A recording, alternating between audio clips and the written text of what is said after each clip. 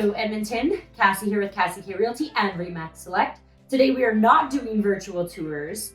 Today I wanted to talk to you about what the buyer process looks like.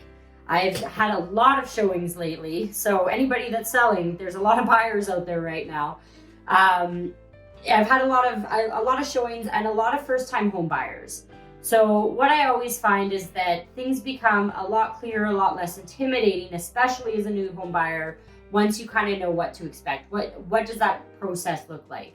From A to B, where am I supposed to start? How does this work? How does the offers work? How does the deposit work? All that kind of stuff. So I want to take a few minutes today and just walk you through what the buyer process looks like and how you can make it very easy, very simple, very straightforward, and very fun. Because you're buying a new house. This is a very exciting time. So number one always is to get in touch with a mortgage specialist or your bank and get the pre-approval set up. There's nothing worse than falling in love with a house only to not get approved for it. So by getting pre-approved, you know how much you qualify for, you know what your interest rate's going to be. There's no surprises about what you're going to be paying for a monthly payment or anything like that. You know how much money you need down. So this is always step number one. Always make sure that you have a pre-approval set up. That can also definitely help in negotiations because it shows that you're a serious buyer and that you're ready to buy. So once that's done, you start looking at houses. So we have a great system as realtors where we can set you up on an automated search that is based solely on your criteria. So how many bedrooms you want, what location, what year you want for the house, does it have a garage, size of yard, all of that kind of stuff. So you're sent what's on the market right now, but you're also sent new houses as they come onto the market. We're going to be coming up to a very busy time again. Already, I've tried to book showings and there's a lot of pending deals out there. So it's very important to know when the new houses are coming onto the market that are in your criteria. So this program can send you that right away. You can also put things right into your favorites. You can reject them. So then I, as your realtor, also can see what your tastes are, and I can pick any outliners that maybe are just outside your criteria to make sure that we don't miss anything that could be your perfect home. So once that's done, you find a few houses that you like. We go out, I'll schedule all the showings so we can go out and see 2 or 3 or 4 or 5 and be able to compare them all side by side. We'll go in, take a look, make sure, number one, that the house works for you. It's a very personal choice, so something that I love, you might not love, and vice versa. So we'll go in, make sure first and foremost that you love the house, but then we also take a look, make sure that there's no damages, kind of take stock in what needs to be done to fix it up, or, you know, if it's move-in ready, that kind of stuff. Once we decide on the house that you love, we put in an offer. Now this is very important, and I tell everybody this on our first time out. If you love a house, do not be afraid to put in an offer, because I've seen it happen plenty of times already where, let's look at a few more. We haven't seen enough. Let's go look again. Let's go look again. All of a sudden, the house that you loved sells and nothing else is going to match up to that house. You're now comparing everything to that house and nothing is able to add up because, of course, it gets nicer then too because you can't have it. So don't be afraid to put in an offer if you love it. It's a very personal choice. And usually if you know you like something, you're going to be happy there. So we put in an offer. Now, the offer generally is going to consist of, first and foremost, of course, the price. So we're always going to negotiate the price.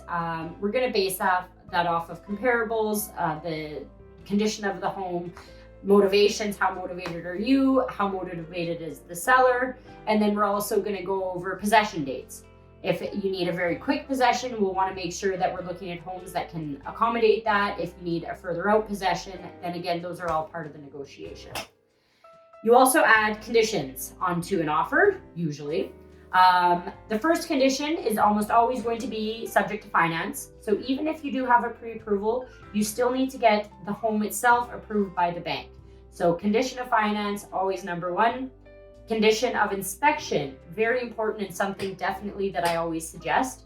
When you get an inspection done, it does come at about a $500 cost to you as the buyer.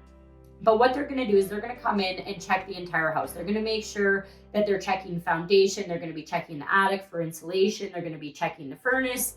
If there's any moisture, they're going to check appliances, everything that you need to know what kind of condition that home is in. Usually, if there's anything big, it's already been disclosed. But if there is anything that comes up in that inspection, then obviously we want to know about it. The other thing is it tells you what kind of maintenance you're going to have to do in the future. If things are going to be going, in the next 5 years or 6 years, 10 years, it's good to know that because you want to be able to budget for it. So the inspection is a great asset, and definitely, again, something that I always recommend that you put on as a condition. The last thing is more specific to if you're looking at a condo, then you also want to do a condo document review. So this is where you're checking the health of the condo, making sure that the reserve fund has enough money in it to cover any expenses that are coming up. Make sure that you can live within the bylaws if they have restrictions in terms of age or pets or anything like that. You want to know about those things before you sign a contract. So those are the conditions generally that you'll put in. The last one is if you need to sell your home, then you would sometimes also put in a subject to the sale of your house. That does lessen the strength of the offer, but I mean, if it needs to be done, obviously, sometimes you need to sell your house to buy one. So also very important. So once we get all of that, we'll walk you through that whole process. We'll go through those contracts with you, make sure that you understand what your responsibilities are, what the seller's responsibilities are. Then we start to negotiate. This is, of course, when a realtor comes in very handy because you want somebody to be able to negotiate very well and get you the best possible price that you can on the house. So that's where I come in. Sometimes those negotiations, they can go back 8 or 9 times, sometimes 5 or 6, and sometimes only 1 or 2, really depends on each deal. Every deal is definitely different. So once that offer is accepted, then you would be putting down a deposit. Now, this deposit holds the house while we're getting the conditions set up. So setting up the financing, getting the inspection done, all of that. It holds the house so that they can't go behind you and sell it to somebody else. So once those conditions are all removed, that deposit then goes as part of your down payment. Now, if all of a sudden you decide that you don't want to buy the house at this point, you do risk losing that deposit. So of course, like anything, before you make a big decision, make sure that you're very certain that this is the home that you want. Once that deposit goes in as part of the down payment, you're going to want to get in touch with a lawyer. Again, this is the only other real cost that you have as the buyer is that lawyer fee, and they make sure that the title's transferred, it's clear of any and all liens.